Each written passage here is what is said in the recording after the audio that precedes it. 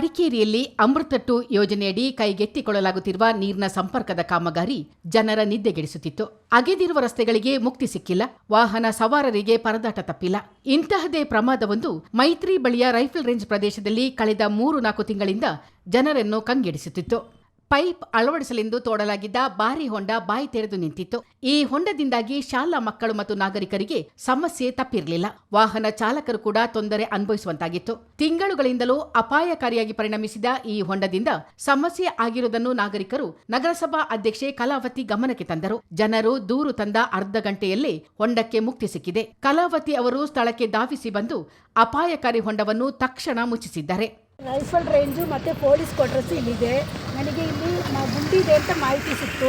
ಆ ತಕ್ಷಣ ನಾನು ಬಂದು ಇಲ್ಲಿ ಸ್ಪಂದನೆ ಮಾಡಿ ಆ JCB ತಂದು ಆ ಗುಂಡಿ ಮುಚ್ಚೋ ವ್ಯವಸ್ಥೆ ಮಾಡಿಕೊಟ್ಟಿದ್ದೀನಿ. ಮೇಲ್ಗಡೆ ರೋಡಲ್ಲೂ ಗುಂಡಿ ಇದೆ ಅಂತ ಹೇಳಿದ್ದಾರೆ. ಅದನ್ನು ಈಗ ಗುಂಡಿ ಮುಚ್ಚೋ ವ್ಯವಸ್ಥೆ ಮಾಡಿಕೊಡ್ತೀನಿ ಅಂತ ಹೇಳ್ಕೊಳ್ತಾ ಇದ್ದೀನಿ. ಈ ವಾರ್ಡ್ನ ಸದಸ್ಯರು ಪ್ರತಿದಿನ ಇದೇ ರಸ್ತೆಯಲ್ಲಿ ಸಂಚರಿಸುತ್ತಿದ್ದರೂ ಜನರ ಸಮಸ್ಯೆಗೆ ಮಾತ್ರ ಸ್ಪಂದಿಸಿರಲಿಲ್ಲ.